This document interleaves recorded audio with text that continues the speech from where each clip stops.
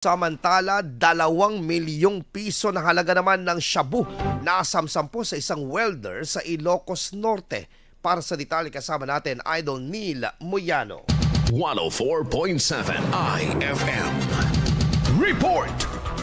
Arestado ang isang high-value drug suspect sa Barangay 3 San Ildefonso, San Nicolas, Ilocos Norte. Ang suspect ay isang 31 anyos na lalaking welder at residente ng Dingras sa probinsya. Ayon sa ulat ng Police Regional Office 1, na-recover mula sa suspect ang 300 gramo ng shabu na nakasilid at sa 3 ice bags at 3 pakete na nagkakalaga ng 2 milyong piso. Kulong ang suspect na naaharap sa kasong paglabag sa Republic Act 9165 o ang Comprehensive Dangerous Drugs Act of 2002. Kasama mo mula rito sa IFM News Dagupan, ito si Idol Neil Moyano, Tatak IFM.